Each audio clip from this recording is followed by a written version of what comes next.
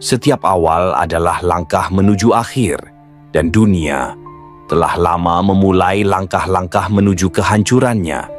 14 abad yang lalu, di tengah gurun tandus, seorang lelaki bangkit membawa cahaya, Nabi Muhammad Shallallahu Alaihi Wasallam. Dengan wahyu pertama yang turun di Gua Hira, sejarah manusia berubah. Tapi tahukah kalian bahwa sejak itulah kiamat telah dimulai? Rasulullah bersabda, "Bu'ithtu ana was-sa'atu kahatain."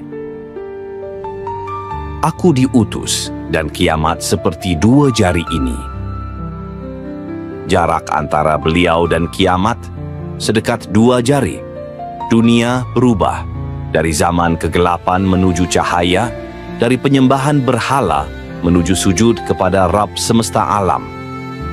Tapi sejak hari itu, sejak wahyu pertama, jam pasir akhir zaman mulai menipis. Bukan di masa kita dimulai, melainkan di masa beliau diutus. Dan kini, kita berada di ujung yang paling rapuh. Ketika cahaya ilmu meredup, dan manusia mulai mencintai dunia, tanda-tanda itu pun bermunculan satu persatu. Ulama pergi, bukan digantikan, tapi dilupakan. Ilmu hilang bersama jenazah mereka. Yang tertinggal hanya kebisingan dari lisan-lisan bodoh yang berani memfatwakan sesat dan diikuti oleh jutaan yang tak tahu arah. Musik lebih digemari daripada Al-Quran.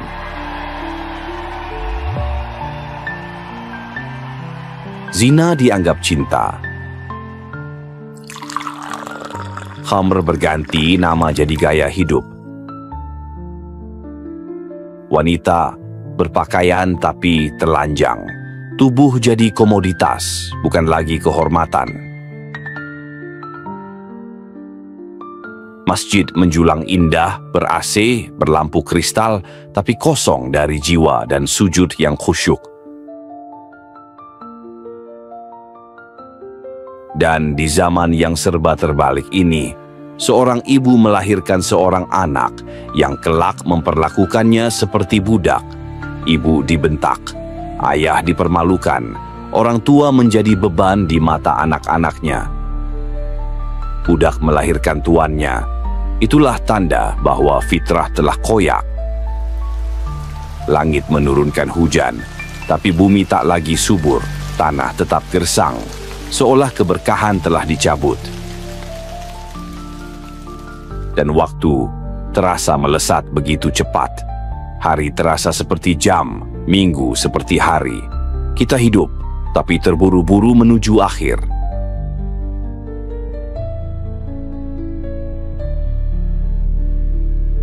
Gedung-gedung tinggi dibanggakan, tapi akhlak makin runtuh dan dalam.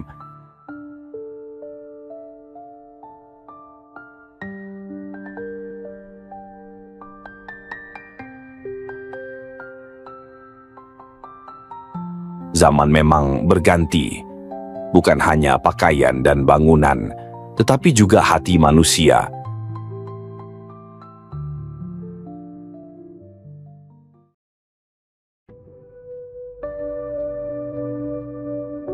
Ada masa ketika yang jujur dianggap pendusta, yang amanah dicurigai, dan kebenaran terasing di tengah lautan opini.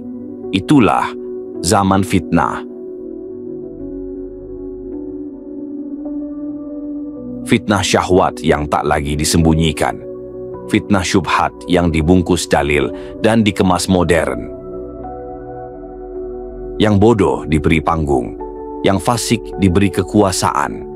Pemimpin zalim tersenyum di layar kaca.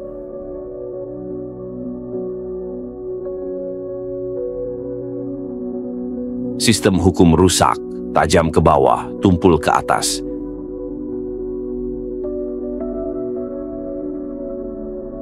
Keadilan ditukar dengan loyalitas.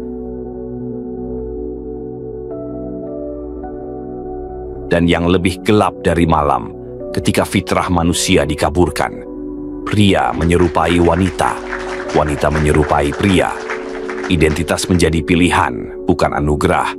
Penyimpangan dijaga undang-undang, dilindungi budaya, dirayakan oleh dunia. Normalisasi LGBT dan gender netral menghapus batas ciptaan Allah atas nama kebebasan dan cinta. Fitnah menyelimuti zaman, bukan karena cahaya tak ada, tapi karena manusia menolak untuk melihatnya.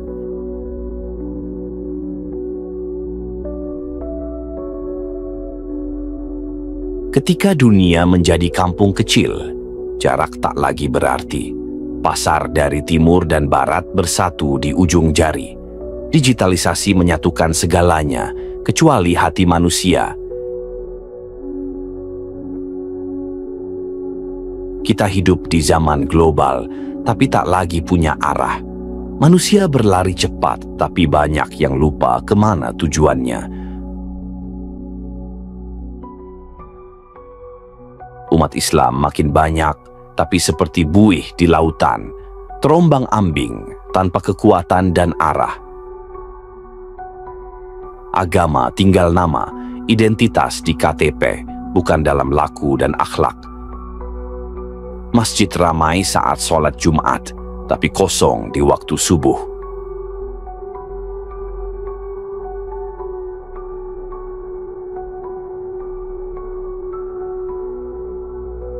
Islam datang dalam keadaan asing dan akan kembali menjadi asing.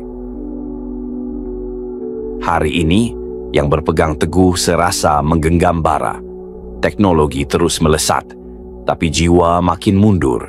Dunia makin terkoneksi, tapi hati saling menjauh.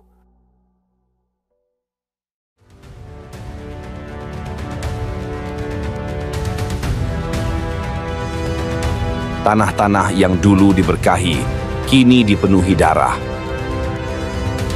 Dari Syam hingga Irak, dari Yaman hingga Palestina, api fitnah menyala, tak kenal belas kasihan. Negeri Syam, yang dulu jadi pusat ilmu dan peradaban, hari ini menjadi ladang kehancuran.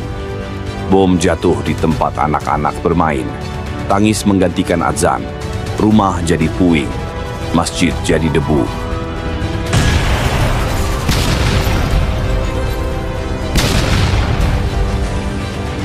Irak, negeri ribuan ulama, kini penuh reruntuhan, diperangi dari dalam dan luar, pecah oleh fitnah yang diwariskan.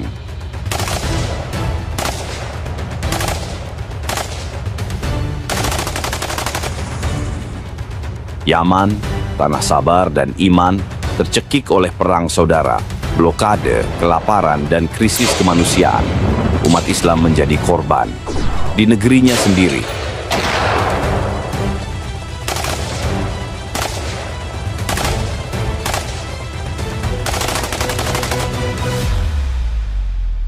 Nabi telah mengabarkan, fitnah akan muncul dari arah timur, dan tempatnya adalah di sana.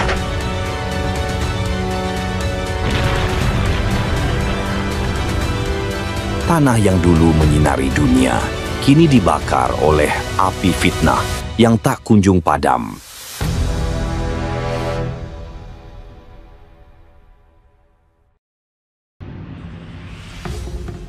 Dan lihatlah, fitnah itu kini menjalar lebih luas. Negeri bersenjata nuklir saling menuding. India dan Pakistan, dua kekuatan besar di timur, nyaris saling meluncurkan kehancuran.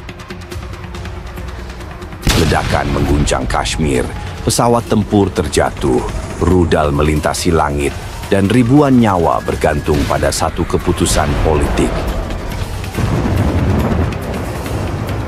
Dunia menahan napas. Perang bisa meletus kapan saja, dan fitnah itu semakin nyata, semakin dekat.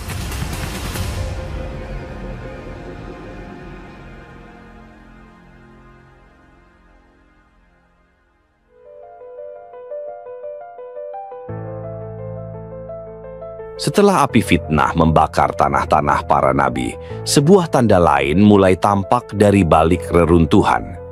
Bukan suara senjata, tapi suara air yang perlahan menghilang. Air yang mengalir sejak zaman para nabi akan berhenti. Di dasarnya tersembunyi emas, namun bukan berkah yang muncul, melainkan bencana. Rasulullah Shallallahu Alaihi Wasallam bersabda, Sungai Eufrat akan surut hingga terlihat gunung emas. Manusia berebut harta itu, lalu terjadi pembunuhan besar. Setiap 100 orang, 99 terbunuh.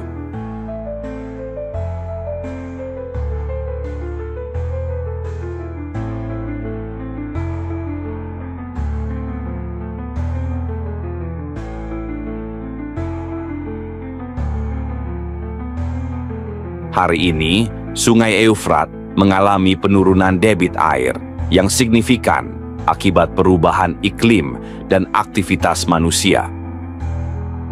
Jika emas itu muncul, yang digali bukan sekadar tambang, tetapi juga nafsu dan darah, sebab tidak semua yang berkilau membawa berkah. Terkadang, itu adalah panggilan menuju kehancuran.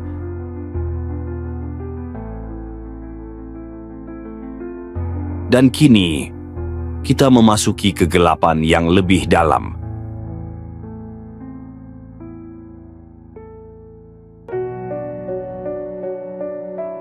Akan datang masa ketika Ka'bah, tempat paling suci bagi umat Islam, tidak lagi dijaga. Bukan karena hilangnya penjaga, tapi karena hati manusia tak lagi memuliakannya. Hingga akhirnya seorang dari Habasyah, Zulsuwaiqatain, datang menghancurkannya batu demi batu.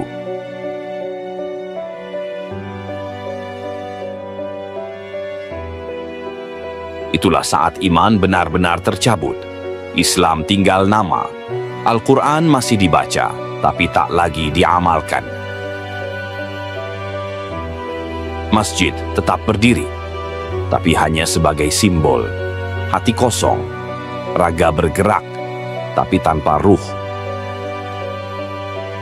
Kemurtadan terjadi di mana-mana. Manusia meninggalkan agama, bukan karena paksaan, tapi karena pilihan. Karena dunia dianggap lebih penting dari akhirat. Di tengah kegelapan itu, muncul seorang pemimpin dari Qahtan, sebagaimana disebutkan dalam hadis. Bukan pembawa cahaya, tapi tanda bahwa ujung zaman kian dekat.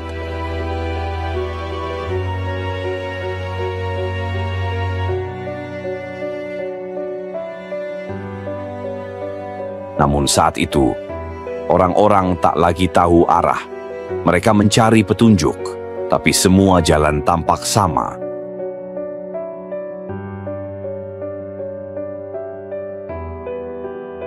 Di saat langit masih biru, bumi sudah kehilangan cahayanya.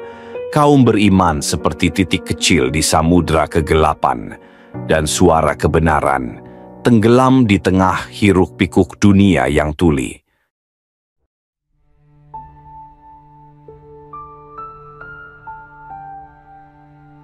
Dunia belum runtuh, tapi goyah.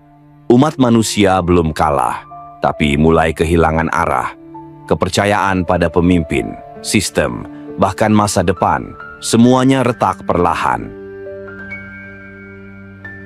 Layaknya bara yang tersembunyi di balik debu, menunggu satu tiupan kecil untuk menyalakan api yang akan membakar segalanya.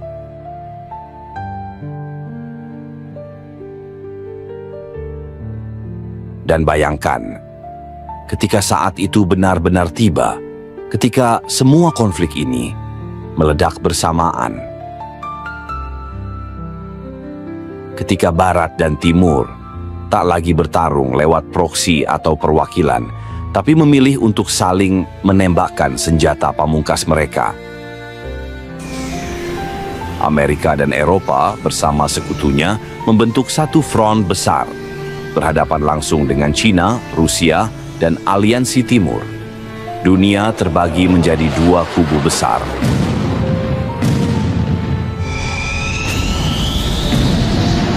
Korea meledak, Taiwan menjadi awal percikan.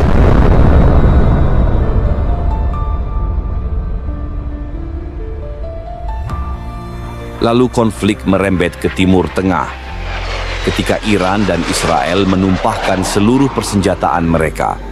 Kota-kota suci berubah menjadi ladang bara. Di Asia Selatan, dua negara bersenjata nuklir yang selama ini saling menahan diri, India dan Pakistan, akhirnya kehilangan kesabaran.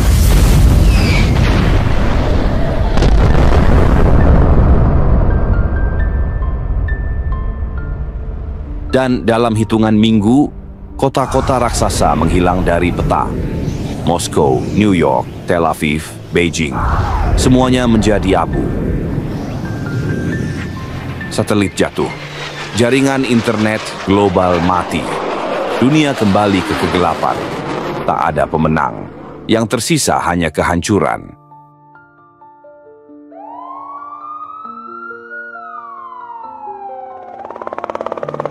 Sistem ekonomi dunia runtuh, uang kehilangan nilai, listrik menjadi kemewahan, dan makanan menjadi senjata.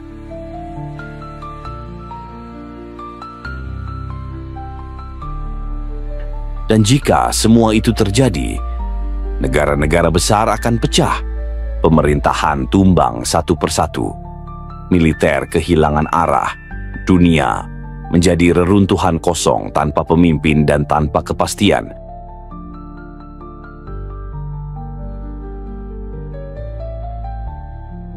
Dan dari kehampaan itulah, manusia mulai menoleh ke langit, bukan pada teknologi, bukan pada politik, tapi pada nubuah, pada janji lama yang selama ini mereka abaikan.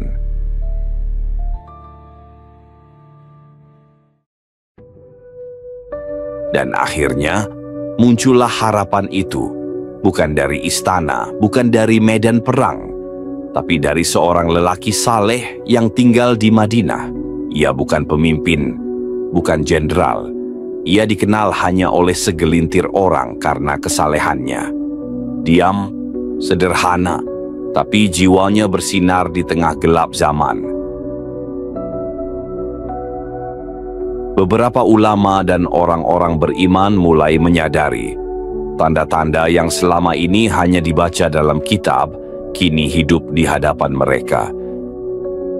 Ia bermimpi berulang kali tentang kehancuran dunia, tentang Ka'bah, tentang sebuah beban besar yang terus mendekat.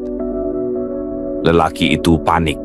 Ia tinggalkan Madinah menuju Mekah, berharap bisa bersembunyi dalam keramaian. Namun, takdir Allah berjalan, dan malam itu pun tiba. Di bawah langit Mekah yang sunyi, di antara rukun dan maqam, segolongan orang-orang pilihan mendekatinya. Air mata mengalir, suara takbir dan isak tangis pecah di tengah malam. Dia menolak berkali-kali, karena dia tahu ini bukan kehormatan, tapi beban. Namun umat tidak memberinya pilihan, dan disitulah, tanpa spanduk, tanpa kampanye, terjadi sebuah baiat yang akan mengubah arah sejarah dunia. Bukan kepada manusia mereka berbaiat, tapi kepada janji Allah yang kini mulai tampak nyata. Dan meski namanya masih misterius bagi dunia, bagi mereka yang hadir malam itu, mereka tahu sang pemegang bendera kebenaran telah bangkit.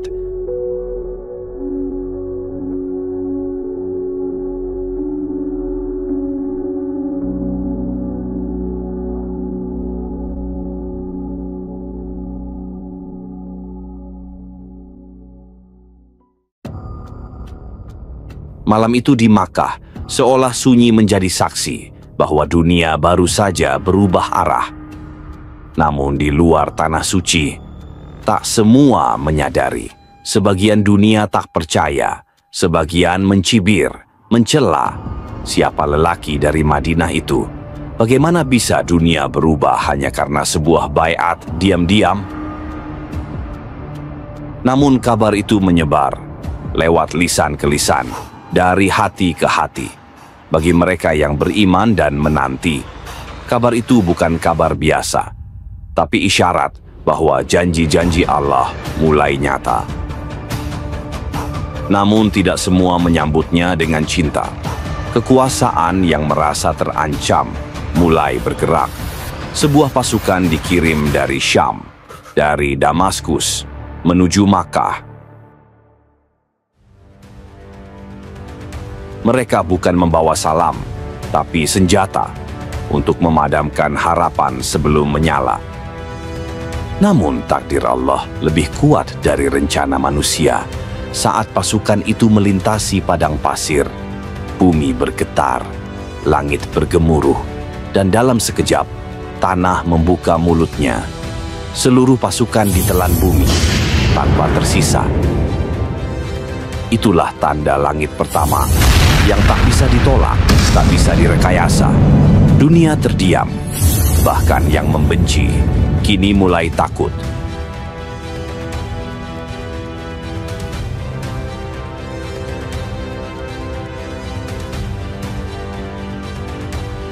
Lalu dari arah timur, dari Khurasan, datang gelombang manusia berpakaian hitam. Panji-panji berkibar di angin kering padang pasir. Mereka bukan penakluk, mereka bukan penjajah. Mereka datang untuk menyerahkan kesetiaan, untuk menjadi barisan awal fajar umat yang lama hilang. Tanpa huru-hara, tanpa kepentingan pribadi, hanya satu tujuan: menyerahkan kekuatan kepada pemimpin yang dijanjikan.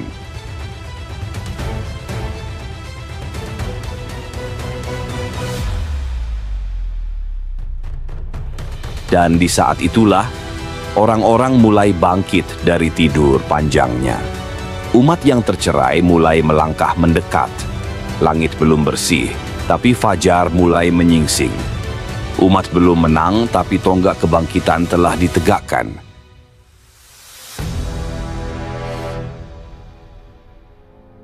Setelah badai, datang keheningan. Setelah gelapnya fitnah dan kehancuran, fajar itu benar-benar terbit. Di bawah kepemimpinan Imam Mahdi, dunia menyaksikan sesuatu yang sudah lama hilang. Keadilan, kesederhanaan, kepemimpinan yang tidak haus kekuasaan. Ia bukan raja yang duduk di singgasana emas. Ia tidak dikelilingi pasukan elit atau kekayaan dunia. Imam Mahdi berjalan di antara rakyatnya, mendengar mereka, menangis bersama mereka, dan menegakkan keadilan seperti para nabi dahulu. Umat pun perlahan bangkit dari reruntuhan moral dan sistem yang bobrok. Masjid-masjid kembali hidup. Suara azan menggema hingga ke pelosok. Zakat ditegakkan. Yang lapar diberi makan. Yang ditindas dibebaskan. Pemimpin-pemimpin zalim satu persatu kehilangan pijakan. Sistem yang korup runtuh bukan karena kekuatan senjata, tapi karena gelombang kesadaran yang tak terbendung. Dan di saat umat kembali lurus barisannya, negeri-negeri Muslim yang dulu tercerai kini mulai bersatu. Sebagian datang sendiri membawa baiat dan kesetiaan. Sebagian bangkit dari keterpurukan karena melihat cahaya yang lama mereka rindukan. Beberapa negeri dibebaskan, bukan dengan pedang, tapi dengan keteladanan dan kekuatan ruhani. Peta dunia mulai berubah, keseimbangan kekuasaan bergeser perlahan. Dunia Barat yang selama ini mendominasi mulai merasa terancam. Bangkitnya Imam Mahdi dan umat Islam yang kembali bersatu menjadi sorotan seluruh dunia.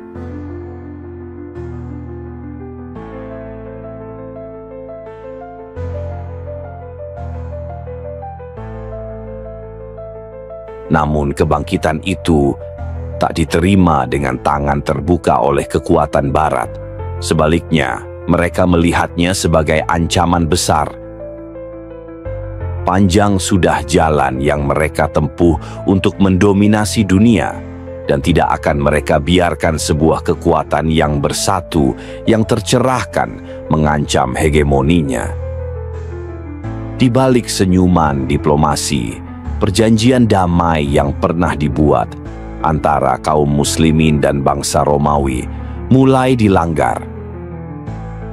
Bukan oleh umat Islam yang penuh kesabaran, tetapi oleh mereka yang dihantui ketakutan dan keserakahan. Akibatnya, langit berubah menjadi merah. Perang besar yang sudah lama diramalkan pun tak bisa lagi dihindari. Al-Malhamah Al-Kubra, perang terakhir yang akan mengguncang dunia.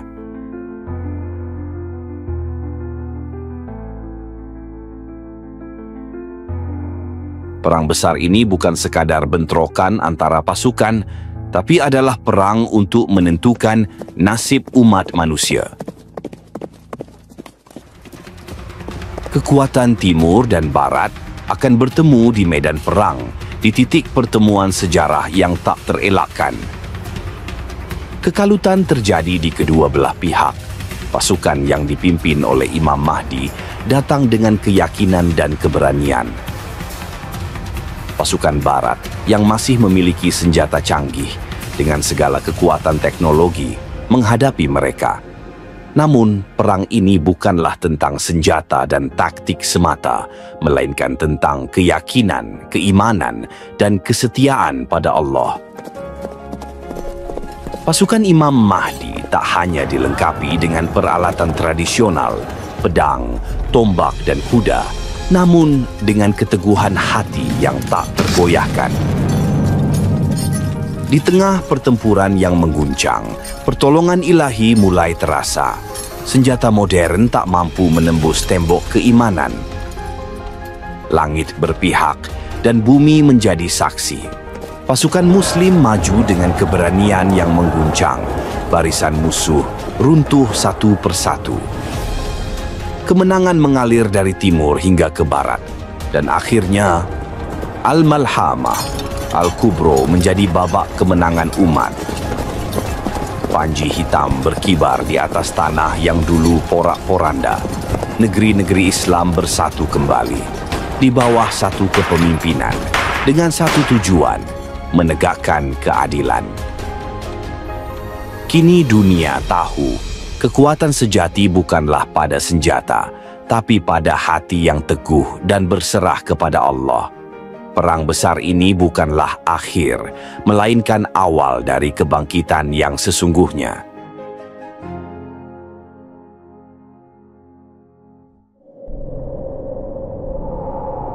Setelah kemenangan besar dalam Al-Malhamah Al-Kubra, pasukan Islam tak pulang.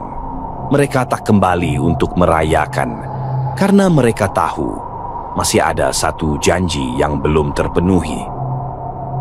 Satu kota yang dahulu menjadi lambang kejayaan, yang pernah ditaklukkan oleh Muhammad Al-Fatih, kini kembali dalam genggaman musuh, dikuasai oleh kekuatan sekuler dan asing, dan dijadikan pusat kebangkitan peradaban dunia yang telah menyimpang.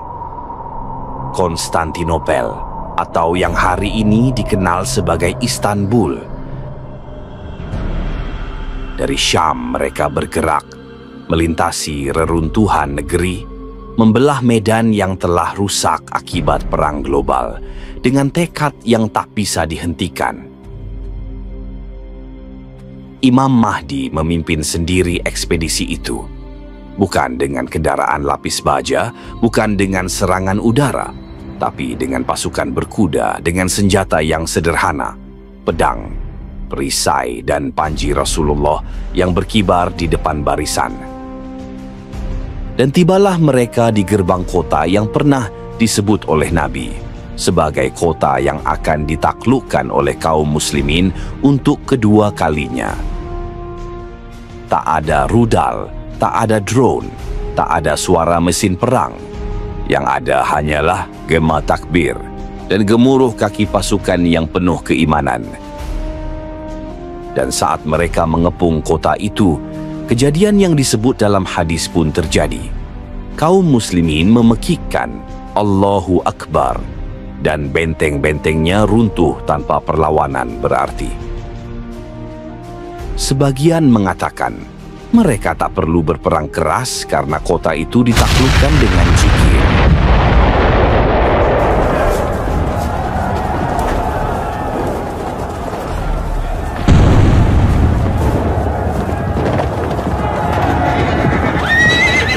Hari itu, Konstantinopel kembali dalam pelukan Islam, bukan sebagai lambang kekuasaan, tapi sebagai simbol terpenuhinya janji-janji Nabi. Dan kaum muslimin pun bersujud syukur di tanah yang dahulu pernah menjadi saksi kejayaan para sahabat dan para mujahid.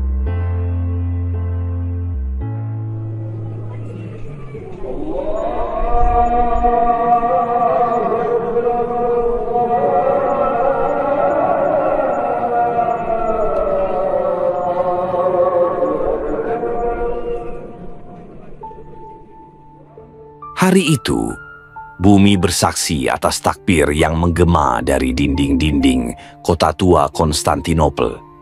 Kota yang selama berabad-abad menjadi benteng peradaban kekufuran, kini tersujud dalam cahaya tauhid. Kaum muslimin menang, bukan karena jumlah, bukan karena kekuatan senjata, tapi karena janji Allah yang selalu tepat bagi mereka yang sabar dan bersatu. Di bawah kepemimpinan Imam Mahdi, umat kembali tegak. Negeri-negeri Islam yang dahulu tercerai, kini saling menggenggam tangan. Kedamaian menyebar, perekonomian pulih, masjid-masjid makmur, ilmu kembali tumbuh. Ini adalah masa yang tak pernah dibayangkan setelah luka besar Al-Malhamah.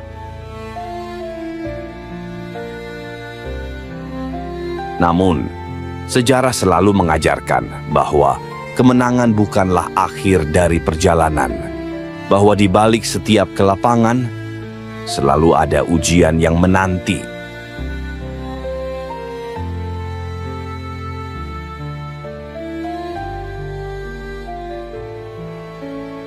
Tahun-tahun berlalu sejak hari kemenangan itu, dan langit mulai berubah.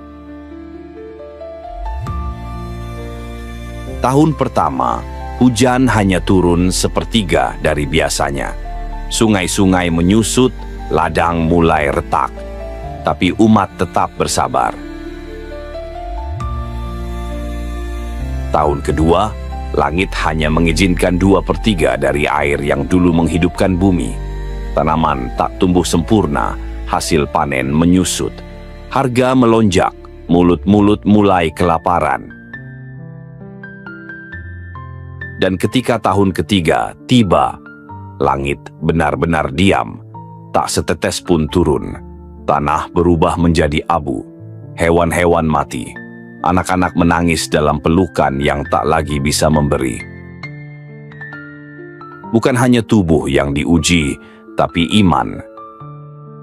Masjid-masjid yang dahulu penuh, kini sunyi. Doa-doa yang dahulu menggetarkan malam, mulai hilang di antara keluhan dan keputusasaan.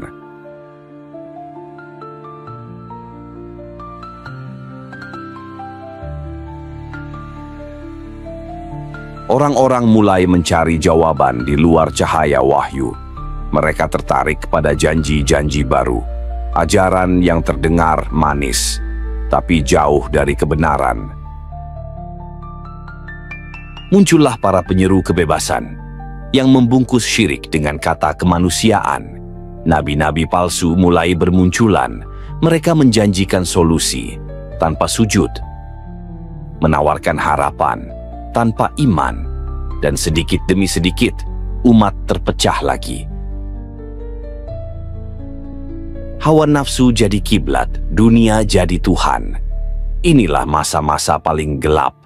Bukan karena malam tanpa bulan, tapi karena hati tak lagi mengenal cahaya.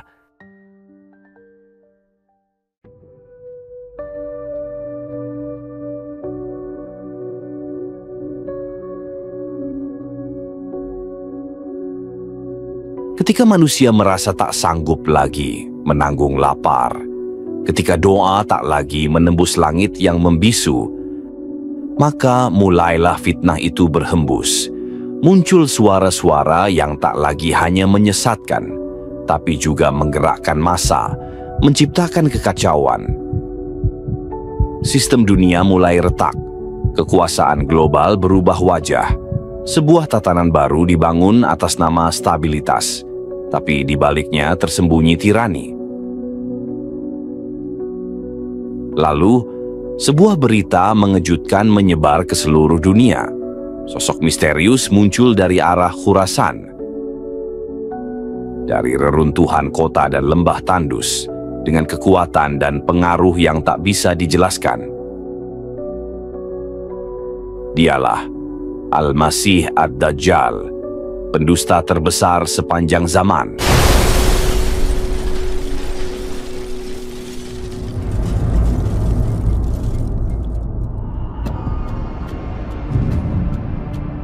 Dajjal tidak datang sendiri. Dari balik gurun tandus di antara Syam dan Irak, muncul bersama 70.000 pasukan. Pengikut setianya dari Isfahan, kaum Yahudi dari negeri timur. Mereka mengenakan jubah panjang, penuh keyakinan, barisan yang teratur dan disiplin. Wajah-wajah yang memancarkan semangat fitnah membara, bukan sekadar pengikut, tapi pasukan elit pembawa kehancuran.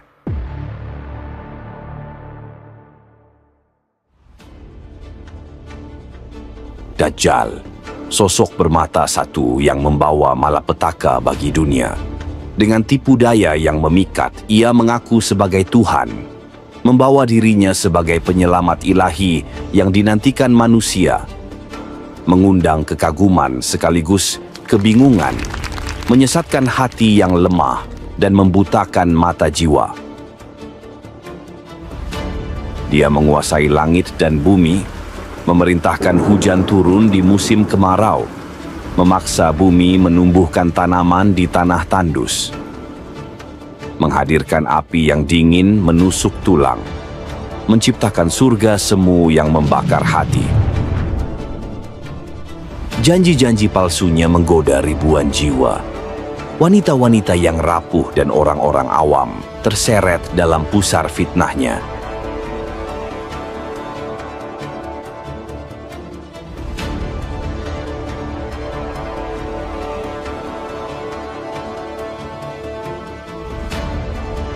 Dengan kekuatan gaibnya, ia memutarbalikkan realita, menghancurkan logika dan iman dengan keajaiban yang menipu indera. Membuat manusia meragukan kebenaran, menguji keteguhan hati dan keimanan yang tersisa. Dajjal bukan hanya sosok gaib, ia adalah pemimpin sebuah sistem besar, pasukan manusia nyata dengan kekuatan politik dan militer, mengancam ketenangan dunia dengan gelombang fitnah tak berujung. Dari kota ke kota, Dajjal terus bergerak. Bumi terasa sempit oleh langkahnya. Langit tampak berat oleh dosa-dosa yang menyelimuti umat. Satu demi satu kota-kota jatuh dalam genggamannya, kecuali Makkah dan Madinah.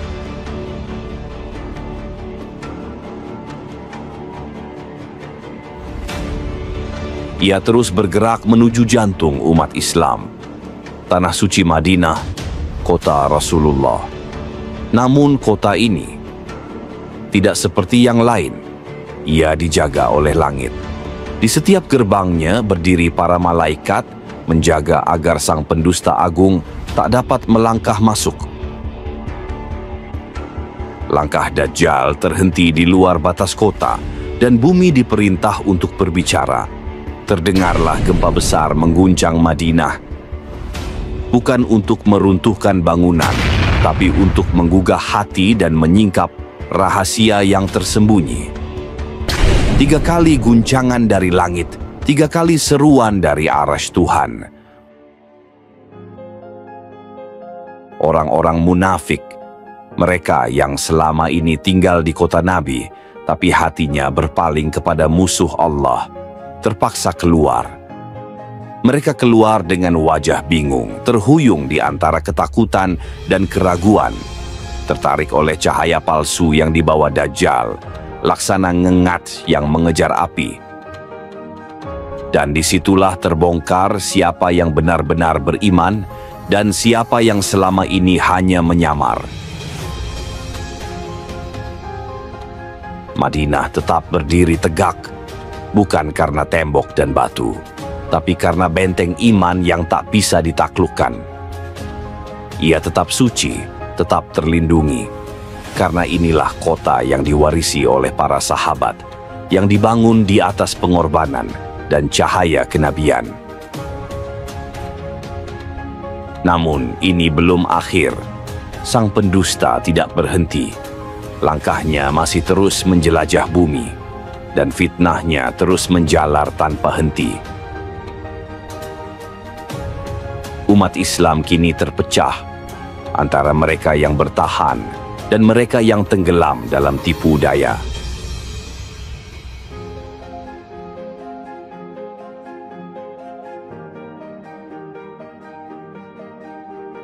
Setelah gempa mengguncang Madinah dan para munafik berhamburan keluar, Dajjal masih berdiri di perkemahannya, menanti dengan kesombongan dan fitnah yang membara. Dan dari kota yang terguncang itu, muncullah seorang pemuda. Bukan nabi, bukan jenderal, tapi hatinya bercahaya oleh iman yang kokoh. Ia mendatangi kemah Dajjal, berdiri sendirian di hadapan fitnah terbesar umat manusia. Dajjal menatapnya dan berkata, "Apakah engkau percaya bahwa aku adalah Tuhanmu?" Pemuda itu menjawab, "Engkau bukan Tuhanku."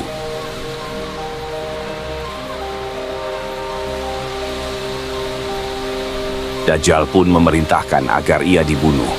Tubuhnya diiris, dicincang, dibelah dua. Kemudian, ia dihidupkan kembali. Namun bukan karena kekuatan Dajjal, melainkan semata-mata karena kehendak Allah. Untuk menjadikan kejadian ini sebagai hujjah, sebagai bukti nyata batilnya klaim sang pendusta. Dajjal berkata, "Sekarang, apakah engkau percaya bahwa aku adalah Tuhanmu?" Ia menjawab dengan tubuh yang masih berdarah, tapi dengan hati yang lebih teguh. "Sekarang aku semakin yakin bahwa engkaulah Dajjal yang telah diperingatkan oleh Rasulullah kepada kami." Ia tidak membawa pedang, tidak membawa pasukan, tapi ia menembus kegelapan zaman dengan satu kekuatan, iman kepada Rabb-Nya. Dari keberaniannya, umat pun mulai terbangun. Satu persatu mata yang tertutup mulai terbuka. Telinga yang tuli terhadap kebenaran mulai mendengar. Ia bukan hanya seorang pemuda. Ia adalah saksi keagungan iman di tengah zaman yang nyaris kehilangan cahaya.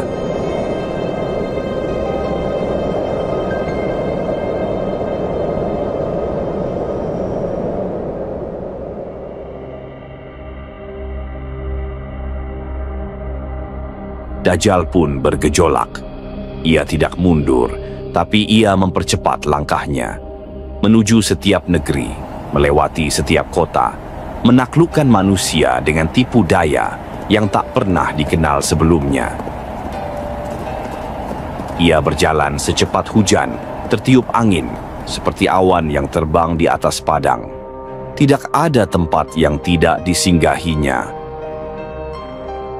Bumi menjadi panggung ilusi, dan manusia menjadi penonton kebingungan yang tak tahu bahwa mereka sedang diperdaya. Di banyak negeri, orang-orang beriman diburu dan dikucilkan.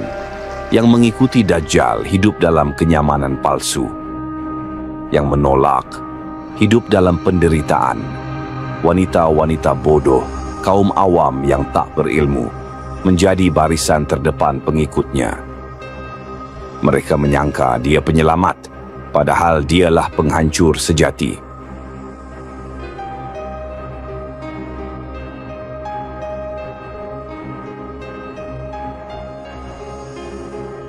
Dan di Syam, kaum muslimin berkumpul dalam ketegangan bersama Imam Mahdi, pemimpin yang tak tertipu. Mereka berlindung bukan pada senjata, tapi pada iman dan doa. Semakin hari jumlah mereka menyusut, persediaan semakin menipis, tapi semangat tak pernah padam. Lalu, tiba saatnya Dajjal menuju ke arah mereka. Barisan langit dan bumi seakan diam menyaksikan.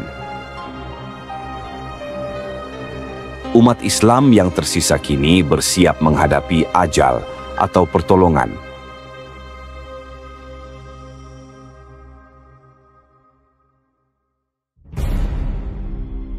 Langit gelap, udara berat seperti menahan nafas bumi. Di dataran Syam, pasukan Muslim yang tersisa menggenggam harapan di ujung penghabisan. Mereka tak lagi punya keunggulan fisik, yang tersisa hanyalah kekuatan doa dan janji Tuhan. Dari kejauhan, debu dan asap mulai menampakkan siluet hitam. Itu dia. Dajjal dan pasukannya mendekat. Langkahnya mengguncang bumi. Umat manusia menatap langit, seakan menunggu pertolongan yang dijanjikan. Dan ketika Dajjal hendak menghantam barisan terakhir umat Islam, ketika semua mata nyaris tertutup oleh keputusasaan, tiba-tiba langit terbelah. Cahaya putih menyemburat dari arah timur. Menara putih di Damaskus menjadi saksi. Seorang lelaki turun dari langit. Tangannya bertumpu pada sayap dua malaikat. Rambutnya meneteskan air. Wajahnya bersinar seperti fajar yang membelah kegelapan.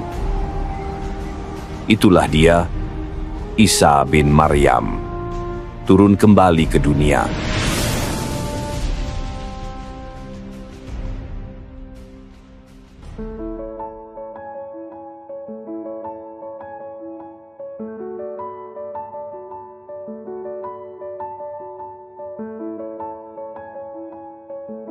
Takbir menggema di seluruh penjuru masjid. Suara tangis bercampur rasa syukur, seolah bumi dan langit bersatu dalam satu napas kemenangan. Umat Muslim yang lelah dan putus asa kini memandang dengan penuh harap pada sosok yang baru saja turun dari langit. Dialah Isa bin Maryam, sang nabi yang dijanjikan untuk mematahkan fitnah Dajjal. Langkahnya anggun, penuh wibawa. Kedua malaikat di sampingnya seolah menjadi saksi kebesaran Allah yang tengah menurunkan pertolongan bagi umat yang tertindas. Imam Mahdi berdiri di depan syaf, tubuhnya bergetar menahan rasa haru. Ia menunduk, mempersilakan Nabi Isa untuk memimpin salat subuh. Namun, dengan penuh kelembutan, Nabi Isa menolak. Ia berkata, "Salatlah kamu, karena ia didirikan untuk kalian."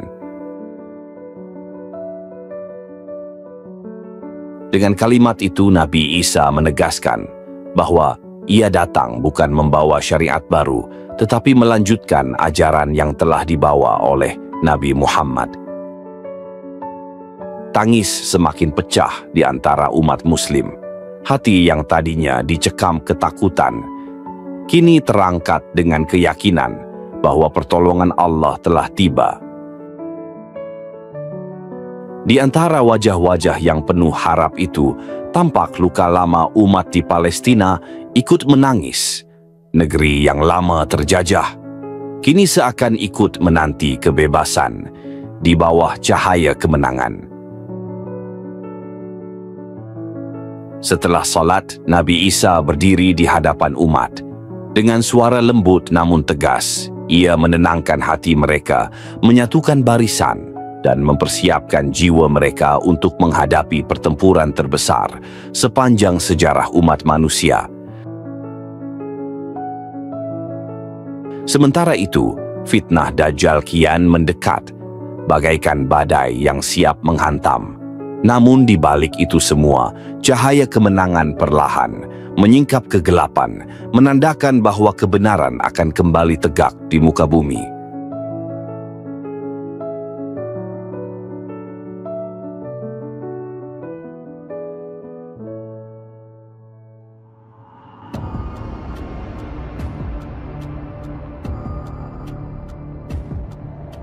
Fajar mulai merekah di langit Syam. Namun, kegelapan fitnah Dajjal masih menebal, seolah menutupi setiap jengkal bumi. Pasukan Dajjal bergerak cepat, memukul barisan kaum muslimin yang masih tersisa di bawah komando Imam Mahdi. Benteng pertahanan mereka bergetar oleh derap kaki musuh yang membawa senjata, sihir, dan tipu daya. Dajjal sendiri berdiri di tengah pasukannya, penuh kesombongan, menebar teror dengan tatapannya yang penuh sihir. Nabi Isa memimpin barisan terdepan kaum muslimin. Setiap langkahnya memancarkan cahaya iman yang membakar ketakutan dalam hati umat. Dengan tombak di tangan, ia menjadi simbol kemenangan atas fitnah terbesar sepanjang zaman.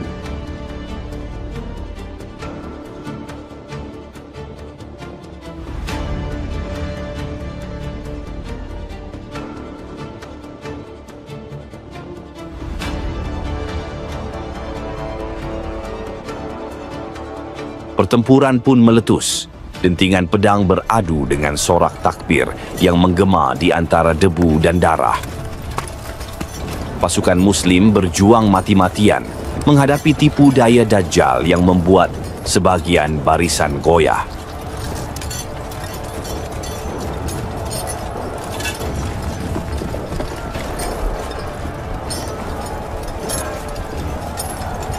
Namun, setiap orang kafir yang terkena napas Nabi Isa tak mampu bertahan. Mereka jatuh tersungkur seperti manusia yang kehilangan kekuatan.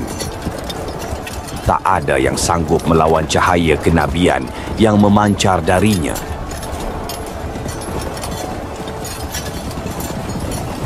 Melihat barisannya kian porak-poranda, Dajjal panik. Matanya liar, mencari jalan keluar.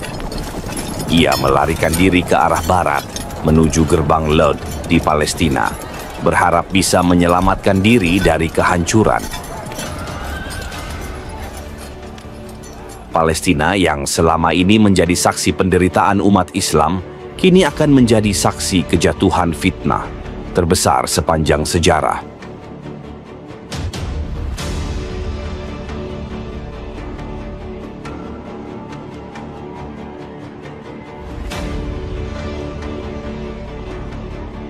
Namun Nabi Isa tidak memberinya kesempatan.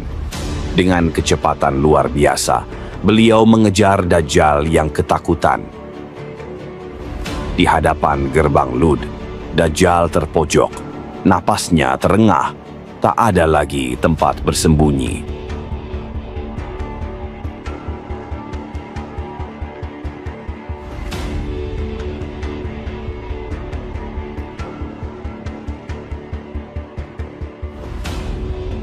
Nabi Isa menancapkan tombaknya tepat di tubuh Dajjal. Suara jeritannya menembus langit, menggema hingga ke pelosok bumi. Darah memancar, tubuhnya tersungkur. Ia meregang nyawa seperti manusia biasa yang kehilangan daya. Tak ada sihir, tak ada kebesaran yang tersisa.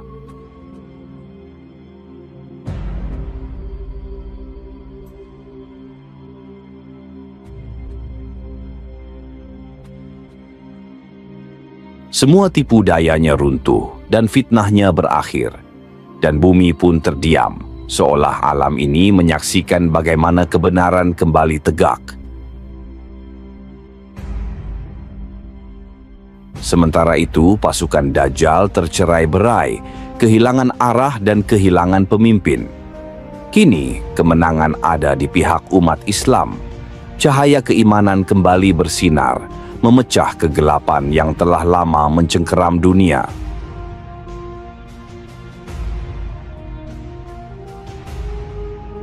setelah debu pertempuran mereda, bumi mulai menata dirinya kembali. Nabi Isa dan Imam Mahdi berdiri bersama, memimpin umat menuju masa keemasan yang telah lama dinanti. Simbol-simbol kekafiran dan penindasan satu persatu dihancurkan. Salib-salib yang dulu berdiri megah runtuh menjadi debu. Babi-babi yang dulu dipuja tak lagi mendapat tempat. Jizyah yang dulu dipungut dengan paksa pun lenyap, karena saat ini hanya ada satu jalan bagi seluruh manusia, Islam yang hak.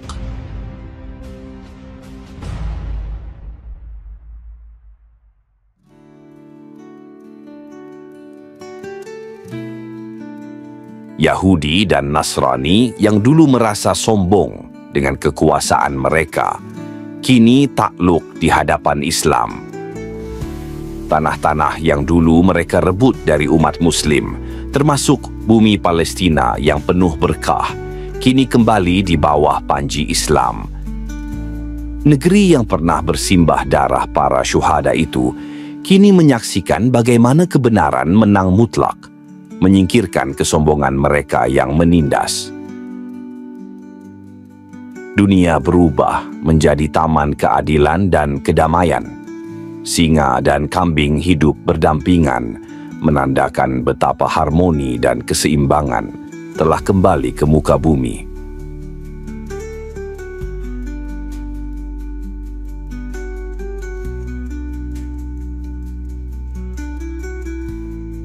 Kaum Nasrani yang selama ini mempertuhankan Nabi Isa kini terhenyak. Mereka melihat dengan mata kepala sendiri bahwa Isa bukanlah Tuhan, melainkan seorang hamba Allah yang mulia. Mereka tak lagi dapat mengingkari kebenaran karena cahaya iman telah memadamkan semua kebatilan.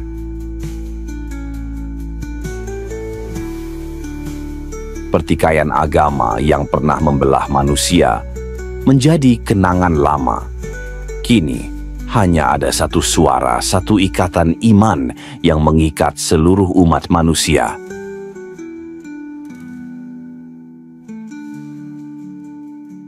Nabi Isa berdiri di samping Imam Mahdi, mengajarkan kedamaian dan kebenaran. Bersama-sama mereka menuntun umat memasuki babak baru kehidupan.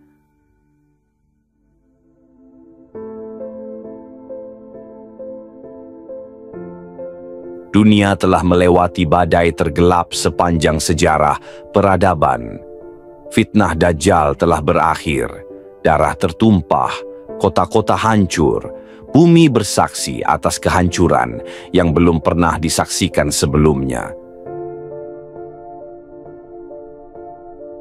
Namun dari puing-puing itu, lahir harapan baru.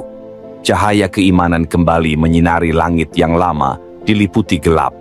Umat bersatu, hati-hati yang hancur perlahan disatukan kembali oleh kekuatan iman.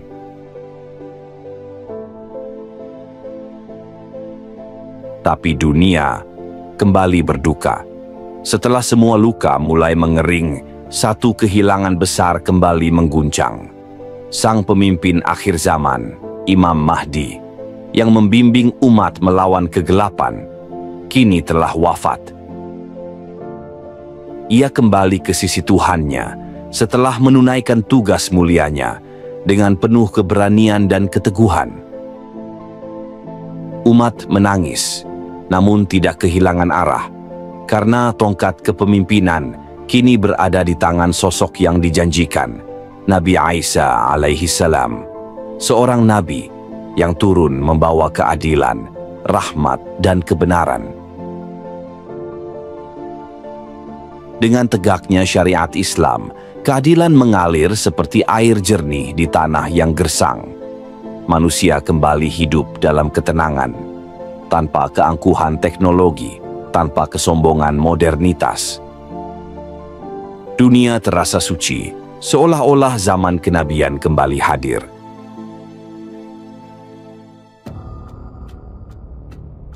Namun di balik ketenangan yang mengalun itu, datanglah wahyu dari langit, sebagaimana disebutkan dalam hadits riwayat Muslim. Qala Allah Ta'ala li Isa, Inni qad akhrajtu ibadan li, la yadani li ahadin biqitalihim. Allah berfirman kepada Isa, sesungguhnya aku telah mengeluarkan hamba-hambaku, yang tidak ada seorang pun di muka bumi yang sanggup memerangi mereka. Ya'juj dan Ma'juj telah keluar, dan dunia belum pernah menyaksikan kengerian seperti ini sebelumnya.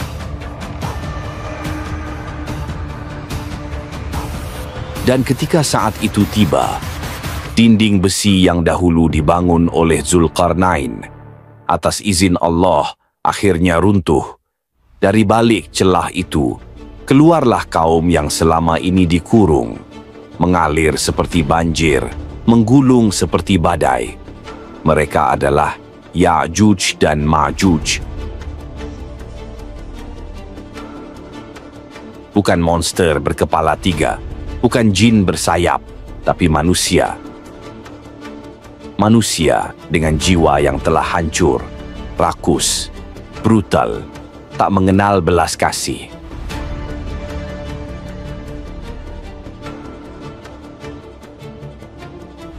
Mereka melintasi sungai dan mengeringkannya. Mereka melahap tanah, memusnahkan ladang. Mereka membantai apapun yang hidup. Umat manusia melawan dengan apa yang tersisa dari kekuatan yang mereka miliki, tapi semuanya sia-sia. Sebagaimana sabda Nabi Shallallahu Alaihi Wasallam, "Fala yamutunna ahadun minhum illa taraka min dzurriyyatihi alfan fasa'idan." Tak seorang pun dari mereka mati kecuali dia meninggalkan 1000 keturunan atau lebih.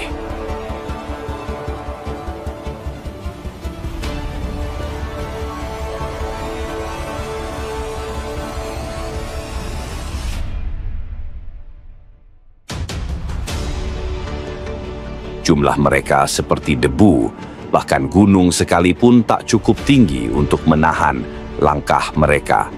Kelompok-kelompok pejuang bangkit dari reruntuhan kota. Mereka bertempur demi keluarga, demi tanah air, demi iman. Tapi tubuh mereka roboh satu persatu, dan bumi menyerap darah mereka seperti hujan pertama. Dan ketika semua kekuatan lumpuh, manusia mulai lari. Bukan karena pengecut, tapi karena akhirnya mereka sadar, ini bukan perang yang bisa dimenangkan dengan senjata.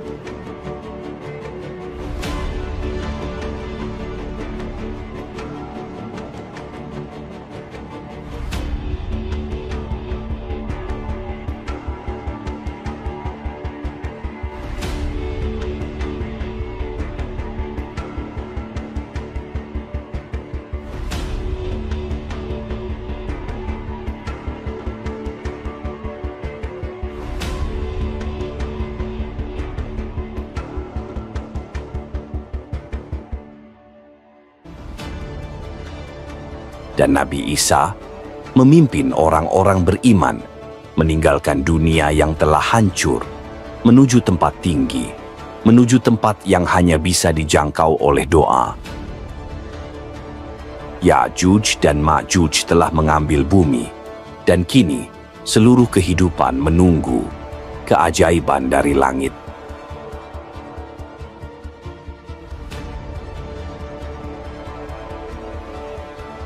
Mereka berlindung di atas gunung dalam keadaan lapar, letih, dan penuh harap. Di sana, tak ada kekuatan kecuali doa, tak ada senjata selain keyakinan.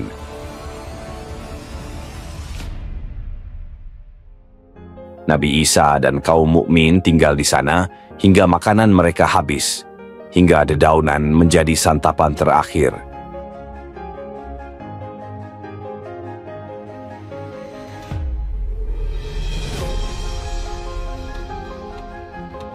Lapar melilit, air mata mengering, tapi lidah mereka tetap melafazkan nama Allah. Di puncak gunung Thur, manusia menunggu pertolongan langit. Nabi Isa pun berdoa dengan doa yang mengguncangkan langit. Ya Allah, hanya Engkau yang mampu menolong kami. Sungguh kami tak memiliki daya apa-apa kecuali Engkau.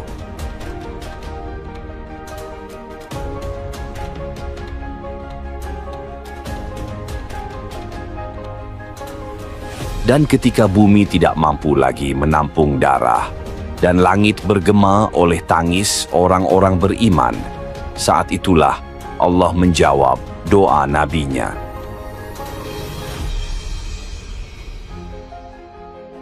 Tanpa gemuruh, tanpa ledakan, Allah mengirimkan makhluk kecil yang tak pernah disangka sebagai penyelamat umat manusia.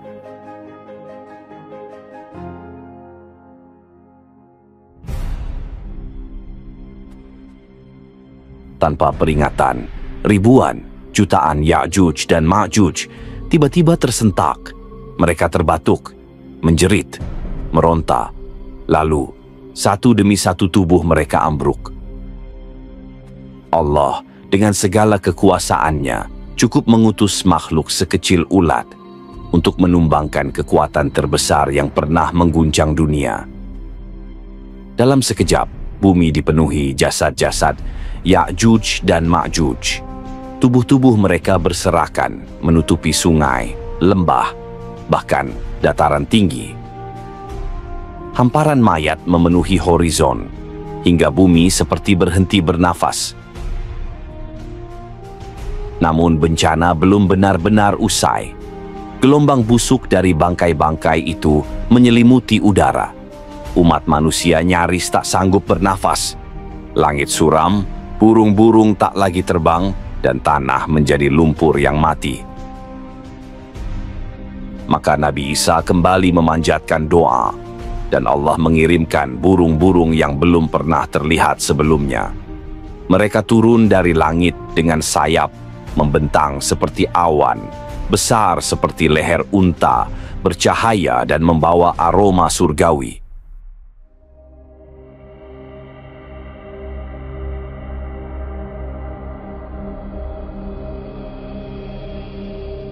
Burung-burung itu membawa satu persatu jasad Ya'juj dan Ma'juj terbang tinggi, lalu menjatuhkan mereka di tempat yang Allah kehendaki, jauh dari bumi yang kini akan kembali dihuni oleh kehidupan.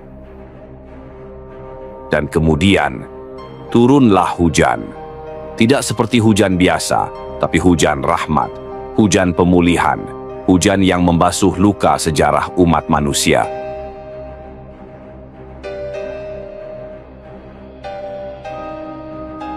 Darah tersapu, bau menghilang, tanah kembali subur, hijau tumbuh di tempat yang dulu diliputi kematian. Sungai-sungai kembali mengalir jernih, langit membiru, dan udara kembali membawa aroma damai.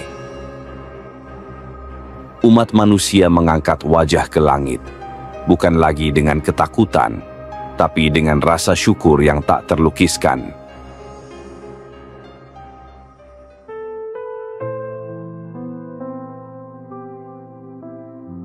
Dunia kembali tenang setelah huru-hara besar Ya'juj dan Ma'juj dilenyapkan. Nabi Isa alaihi salam hidup sebagai pemimpin yang adil, memenuhi bumi dengan keadilan dan kedamaian. Tapi, waktu itu tidak lama. Setelah 40 tahun memimpin umat manusia dalam keadilan, Nabi Isa bin Maryam pun wafat.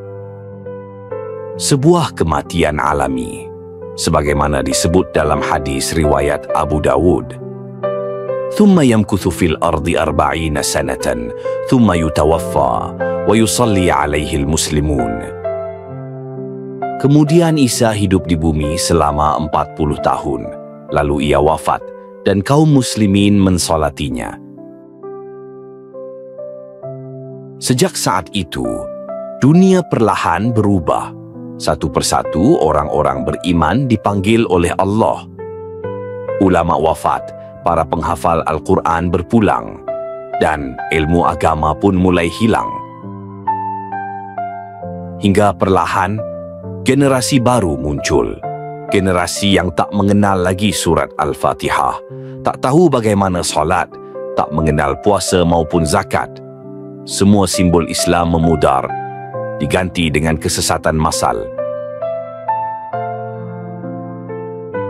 Nabi telah mengabarkan, "La taqumus sa'atu hatta yuqbadal ilmu, wa tafshuwal jahl, wa yafshuwaz zina."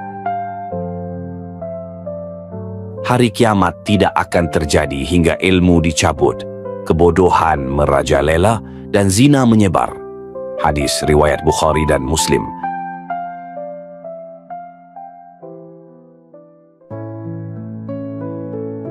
Mereka hidup tanpa malu. Wanita berpakaian seperti telanjang.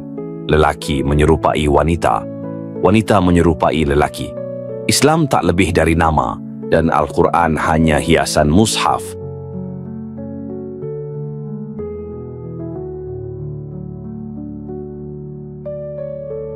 Inilah zaman di mana orang saling berperilaku seperti binatang, dan Allah telah bersumpah bahwa dunia ini tidak akan dihancurkan kecuali setelah tak tersisa satupun orang yang mengucap Allah, Allah.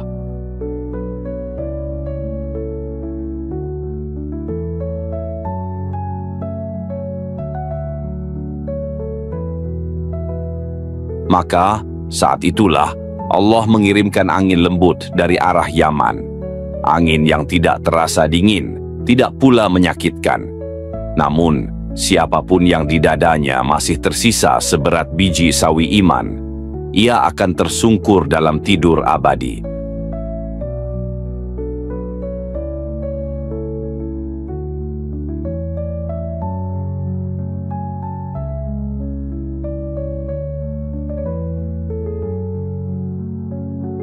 Rasulullah Shallallahu Alaihi Wasallam bersabda, "Yab'athullahu rihan karihil misk, fata'khudhuhum tahta abatihim, fataqbidu ruha kulli mu'min." Allah mengirimkan angin seperti aroma misik, lalu ia mengambil nyawa mereka dari bawah, ketiak-ketiak mereka, dan mencabut ruh setiap mukmin. Hadis riwayat Muslim. Dunia kini sunyi dari keimanan. Tak ada masjid, tak ada sujud, tak ada kalimat Allah yang terucap. Seluruh kaum mukmin telah diwafatkan. Yang tersisa hanyalah manusia-manusia terburuk, kafir, durhaka, dan rusak secara total. Mereka tidak mengenal halal dan haram. Mereka tidak menegakkan keadilan, tidak pula menghargai hidup. Dunia menjadi panggung dosa dan kebiadaban.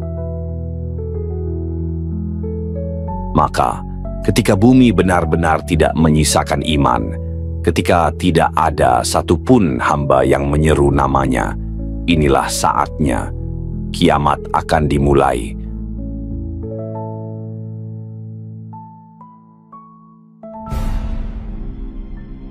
Di suatu titik yang tak dikenal manusia, malaikat Israfil telah lama bersiaga, menggenggam sangkakala. Wajahnya menghadap arsy, matanya tidak berkedip, telinganya menanti titah dari Rabbul Alamin. Dan tiba-tiba Allah memerintahkan, tiupkan sangkakala. Dan ditiuplah sangkakala, maka matilah siapa yang di langit dan di bumi, kecuali yang dikehendaki Allah. Quran Surat Az-Zumar ayat 68.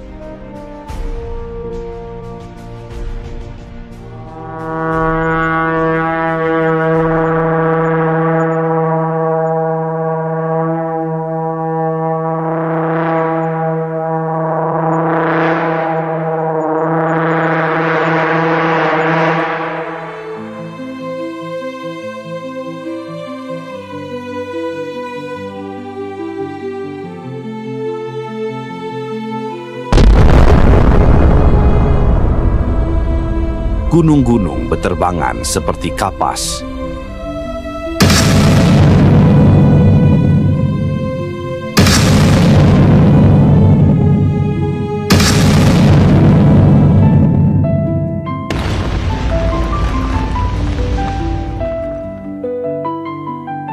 laut tumpah ruah, menghanguskan daratan.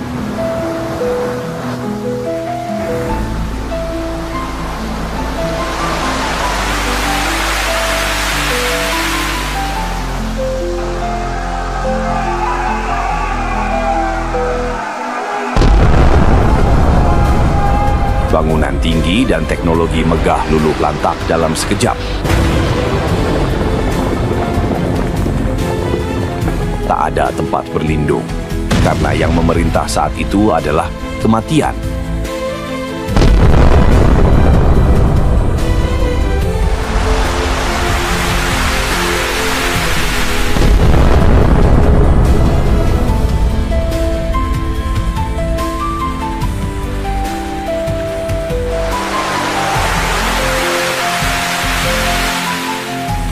Semua manusia mati, semua jin pun mati, semua hewan, tumbuhan, makhluk langit habis.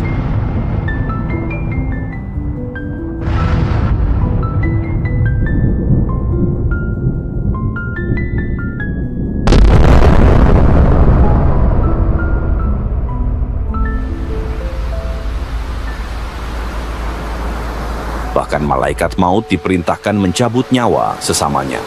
Hingga tersisa 4, Jibril, Mikail, Israfil, dan dia sendiri. Lalu Allah bertanya, siapa yang masih hidup? Malaikat maut menjawab, Engkau ya Allah yang maha hidup tidak akan pernah mati. Kemudian, Israfil pun dimatikan, dan seluruh ciptaan kini telah tiada.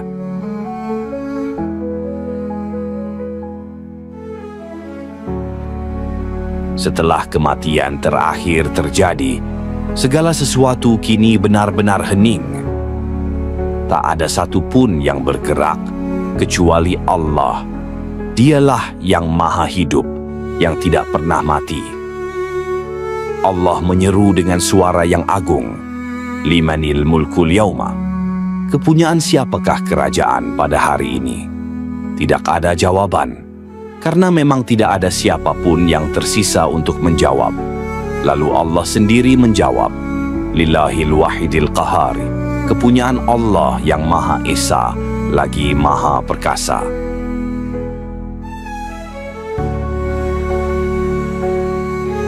Dialah yang awal dan dialah yang akhir. Tidak ada Tuhan selain Dia.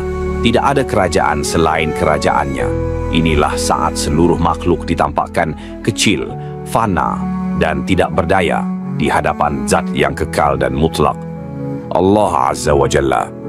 Dunia yang dahulu dipuja-puja, kini hanya debu tak bernyawa dalam ruang hampa.